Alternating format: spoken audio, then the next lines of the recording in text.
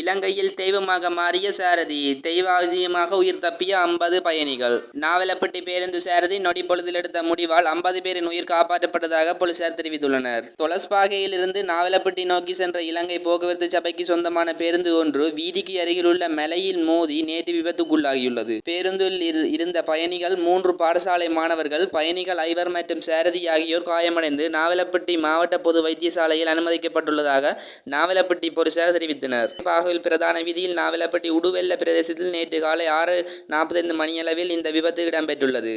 இலங்கை போக்குவரத்து சபைக்கு சொந்தமான பேருந்து பயணித்துக் கொண்டிருந்த போது பேருந்தின் முன்பக்கத்தில் இருந்த பலத்த சத்தம் கேட்டதாகவும், அதே நேரம் பேருந்து சாரதியின் கட்டுப்பாட்டை இழந்துள்ளதாகவும் தெரிய வந்துள்ளது. எனினும் சாரதி தனது உயிரை பணயம் வைத்து பேருந்தை மலையின் மீது மோதச் சென்று நிறுத்துவதற்கு கடும் முயற்சி மேற்கொண்டுள்ளார். அதற்கமைய மலையில் மோதி பேருந்து நிறுத்தப்பட்டுள்ளதாக பேருந்து விபத்துக்குள்ளாகி வீதியின் மறுபுறம் சுமார் 300 மீட்டர் உயரமான மதில் சுவருடன் கூடிய பள்ளம் காணப்படுவதாகவும், பேருந்தின் சாரதி பேருந்தை பள்ளத்தில் விழவிடாமல் தடுத்து பெரும் விபத்தை தடுத்துள்ளதாகவும் போலீசார் தெரிவித்துள்ளனர். பேருந்து விபத்துக்குள்ளான போது குறித்த பேருந்தில் பாடசாலை மாணவர்கள் உட்பட சுமார் 50 பேர் பயணித்துள்ளனர்.